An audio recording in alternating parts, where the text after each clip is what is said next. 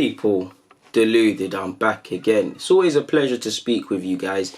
Now, there isn't anything of relevance, but I've come across some Arsenal articles or Arsenal related things, and if nothing more, we might as well just go through them. So let me not waste any more of your time. Let me crack on with exactly that. In relation to Oxlade-Chamberlain's move from Arsenal to Liverpool, at the time, Liverpool fans, I'm sure you would admit it, now there's no contest. Liverpool, best team in Europe, arguably best team in the league without doubt. But at a time a couple of years ago, Arsenal and Liverpool were neck and neck. Like, it feels like 10, 13 years ago that we beat them to the signing of Alexis Sanchez. But the two teams have gone in separate ways. Liverpool collectively, from the manager to the players to the people above Klopp and the owner, have shown they're on a different sort of thing to Arsenal. At the time, it actually would have been a better move, or looked like a better move, if Ox went for Chelsea. But he went for Liverpool. Bit of a sideways move. In hindsight, like I've previously said in the vid, Liverpool must have told him, yo, you know, it might look a bit shaky right now, but we're looking to bring this man in, we're looking to bring this man in, we're looking to do this as a club, sort of thing, to which they've backed it up. You know, a big drive of his move from Arsenal to Liverpool was the lack of playing in central midfield. We know Ox's career, it has happened to a degree at Liverpool. He's played on the flanks, he's played at fullback, but you know, he's got an extended run in midfield, in central midfield, something that he was seen as, Wenger even said, had a long-term position as, and you know, that's one of the reasons he went. Personally, I believe he left because he saw Arsenal not the thing. Like, he saw Arsenal, like many man, he saw this ain't the... Listen, I think Ox has nothing but respect for Arsenal, you know, coming from Southampton, doing his thing, but it's not the thing for him. In the same way, he looked at Southampton coming through, he's like, yo, I need to take the next step. He saw Wenger was playing young players, boom, boom, boom. I think a bit of it was obviously positional sense and stuff, but I just think it's that, innit? He looked at it, Arsenal is not the place to be right now, we're not looking like winners right now, Liverpool are trying to do this thing, let's move. But he himself, as I believe he spoke to Ian Wright, he said, I wouldn't say I wanted to leave Arsenal because I didn't believe we could win, fair enough. I just didn't believe I was going to be able to play where I wanted to play, and that was it. And I can't begrudge him. If he backs himself as a central midfielder, you go out and do it. At the time, you know, even at Liverpool, you could say it's a bit shaky because, you know, you could make a case of Liverpool bringing in one, maybe two midfielders. And, you know, if some creative sort of midfielders come in, someone's got to miss out between Fabinho, Wijnaldum, Milner if he plays there, Henderson, Keita. These are all fantastic options, and it's fantastic that everybody's fighting for a place, but at the end of the day, only three midfielders can play max. Two if it's a pivot thing, do you get it? So yeah, I don't think Ox should be slated. He is a regular at the Liverpool team. It is a bit different because I'm sure he recognised that, you know, there's going to be a lot of midfielders. Top six are always going to bring midfielders in. I'm more than happy to fight. If the manager says that it's not my time, it's not my time. And it is what it is. I just have to fight for on the training ground. But as long as I have a legitimate chance of playing in my position that I want to, then I'm on that. And I think that's what he was on. And he's more or less said it in the first paragraph. He said, me winning the Champions League was obviously a dream come true and a massive bonus, but I didn't feel like, oh, I told you so, Arsenal. You didn't play in it, my guy. I've got to be saying that out. It's a bit of a burn. But yeah, see, he's got nothing but respect for us. So at least in public, he said, it was a big decision for me to leave a club like Arsenal. It was everything I knew at the top level for 7 years. When you've been at a club like that for 7 years, it's a club where you love being, and it's more than just a football club. It's a family culture. When I had to make the decision to leave, it was the toughest decision I've ever had to make. And to be honest, there was a part of me that didn't know if it was the right thing. I feel a lot of my best performances for Arsenal came in midfield, but I never played in that position consistently. And I think one thing that helps him is, you know, at a time he wasn't in our, you know, he was playing everywhere and he might not have necessarily been in the best 11. I think what's helped him is he's sadly had an injury, but he's matured a bit since he's gone to Liverpool. He's really tried to define himself in relation to what position he wants to be. Like now, he's undoubtedly a centre mid. If he has to fill in elsewhere, he will do it. At Arsenal, it was clearly he's not a fullback long term, but there was talk of that being him. There's talk of now he's a winger, now he's a midfielder, and all of these sort of things. And I think another player, a former teammate of his, Theo Walcott, suffered for many years with that. Is he a winger? Is he a striker? 1 minute Theo saying he's a striker, then he's a winger. For me, Theo was always a winger. He's never been that guy as a striker. I know he's had great goal scoring ability in patches, but I just think he's a winger. He's not a striker. Well, it is what it is. Ox finally said, the first game of the season I switched with Hector Bellerin. First game I played on the left, wing back. He played on the right. And second game we switched. I thought, I've got to take that risk. I've got to take the chance. I don't want to look back at the end and think I didn't try. So his move's been vindicated, whatever way you look at it, people. He's left, he's playing in his position, he's going to become a Premier League winner, he's won the Champions League. He's happy where he is. So you can't begrudge a man for making that move, people. It makes full sense to do what he did. Moving away from that, though, and David Luiz has been speaking in relation to Arteta. He said, and I've mashed together a lot of it, he said, Mikel has tried to make us understand where to play and how to play. He gives us a plan. If the team is like that, if there's a low block parking the bus, how can you create? Take the responsibility to make the risky pass. And, when you look at David Luiz, Ceballos and Pepe, arrivals in the summer, regardless what you say about him, they're all different, but there was a lack of bravery collectively. Whatever you say on the ball, whatever you say about Pepe, he's a willingness to take man on and hold on to it. Ceballos actively trying to break the lines. Luiz is a ball-playing centre-half, and I think Arteta loves him for a couple of reasons. I think Luiz will be a manager or a coach at some level in the future. I think Luiz has a big personality. I think regardless what you say about Luiz, he can react. Obviously, he's playing well. Obviously, there's experience. And obviously, he's got the ability and the bravery to try these difficult passes. If the pass arrives, then we can create an opportunity and score a goal. If the pass doesn't arrive, then we can win the ball back quickly, which is winning the ball back quickly has been something Arteta has been talking about for a while. Moving on, he said, Mikel has brought for the club a philosophy where everyone has to think for the best of the club, and the best of the club is to make the club shine again. Everybody, not just the players, everyone has to breathe this oxygen. This club is to win. It doesn't matter when or by who that was lost. What matters is to bring it back. Arsenal undoubtedly have the person to be the head that leader. I promise you that's what it said on ESPN Brazil, people. I can speak.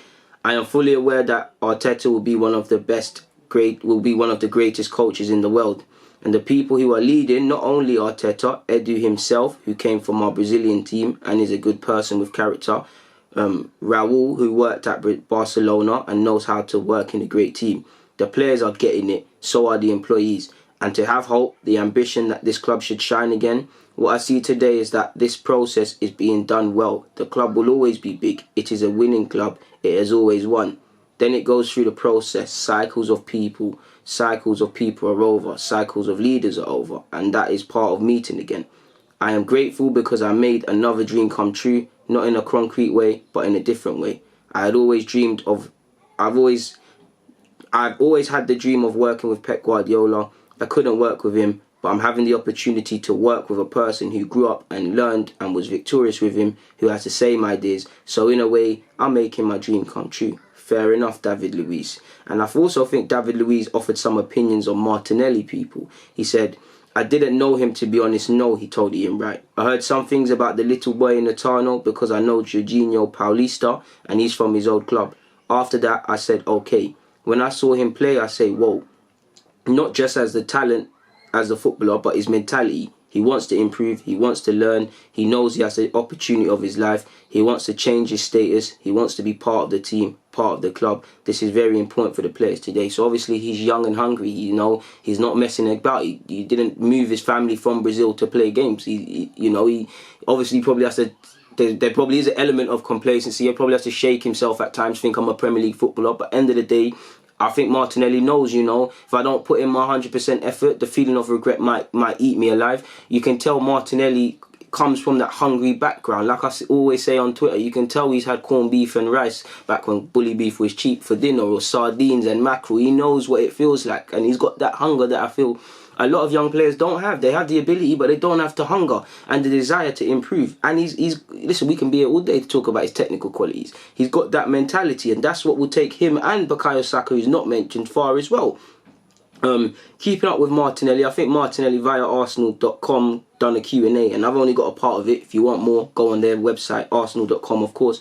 He said, in relation to his celebration against Chelsea, many people think I looked at the fans and saw a guy with his arms crossed, but I didn't. When I celebrated after scoring, I didn't notice him doing that. I already had the idea of celebrating like that if I scored. It was funny because I said to my mother the night before that I was going to score. She was making dinner and I was in the kitchen with her and my father, and I said to her that I was going to score and asked what she thought about celebrating like that. She said, go for it. So I had that celebration in my mind if I scored, and it wasn't to do with seeing that guy doing it already. I had it in my head already that I was going to do it. Elite mentality. He said he was going to score, he done it. Now obviously footballers can say a million times they're going to score and not do it the next day, but this is the sort of thing that separates a lot of young players. When you've heard this talk as well from Martinelli, so it's nothing to do with him, but I have mentioned this sort of thing before, but he was asked on the pressure of playing for Arsenal at his age. He said, I'm very proud to have that responsibility and pressure because I've always dreamt of it. My family has dreamt of this too, so I just want to enjoy it and give my all for the club because it has given me so much. I've already said that I want to make history at this club. I want to become a legend, score lots of goals and win trophies for the club and the fans who are grateful for everything they've done for me. Let's see if you've got that same opinion at 22, my guy, because obviously I do 100% agree with that. I think he wants to do that, but he's young and naive at this moment in time in his life. If Arsenal have not progressed as a team and he's developed and he's a monster at 22, 23 or whatever, and the big boys are coming, which Real Madrid, Barca, who had him on trial, are circling, he might have to rethink things. But I do hope he stays here for the rest of his career, stays here for 10 years, Champions League, Prem, FA Cup, anything, anything that we're eligible to win. Of course, I hope he does it, people. And I mean, you can't, like that's lovely to hear from Martinelli and also Luiz's comments as well, people. I think in relation to Iwobi, our former player, has spoken, and he's listed the 5 best players he's played with in his career, and they might shock you. I thought I would have seen Alexis Sanchez, but he said Glenn Kamara, Chuba Akpom, Mesut Ozil, and Francis Coquelin.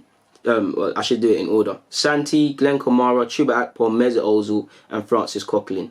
In relation to Cazorla, he said, when it comes to the pitch and touches the ball, it's like he's blessing the ball. In relation to Ozil, he said he was crazy. Obviously, people think because of his body language, he's not working hard, but he actually works hard. People judge it wrong. I don't have them comments to hand, but he said Glenn Kamara was underrated and made, comment on the fact that they played at academy level together in midfield. And he said obviously he's going with Akpom because they've got good chemistry. Both Nigerian lads, both grew up in East London, forgive me if I'm wrong. Both spent time at Arsenal's academy, obviously. Who knows? And he did say he hopes Akpom gets a call up for Nigeria, so obviously they can continue that. And, it's nice to see Akpom developing in Greece. And I do have a funny feeling, not before too long, I do think next year when the season opens again, I personally think Akpom will make the move back to England in some capacity. Whether that's Prem or Championship, I don't know, people. Keeping up on the theme with Nigerian players, and Victor Osimhen, forgive me for mispronunciation, my Niger people then, but he had the chance to come to Arsenal, and he actually rejected us. It's not a we tried thing. He said, I spoke with Arsene Wenger in 2016 and he wanted me to come to Arsenal. I had a lot of options: Barcelona, Inter Milan, Atletico Madrid, Juventus and the rest. Arsenal was a good option, but it wasn't the best at the time. I wanted to start playing as soon as I turned 18. I wanted to go to a place where I had time to invest in my game and improve physically. Wolfsburg showed me that possibility. My priority is to play a lot of games. Signing for a big club and being on the bench is not exciting to me. And that's, now he's been moved, been vindicated. He's left Wolfsburg, he's gone to Lille or whatever, playing there, and now he's not the finished article just yet, but he's a better player than he might have been sitting on the bench. It's like Baidu, who we wanted when he was like 16. He didn't come to us. Now 19 years of age, we're chasing him. And you get it. It's about doing what you can do to be a better player. There's no point just going to teams and sitting on the bench for the sake of such people. It really doesn't make the foggiest bit of sense. So yeah, that's all I've got to speak about, people. I'm not going to bore you lot with anything else, so I'm just going to get out of it. It's always a pleasure speaking. We'll speak again, people. Deluded, I'm out.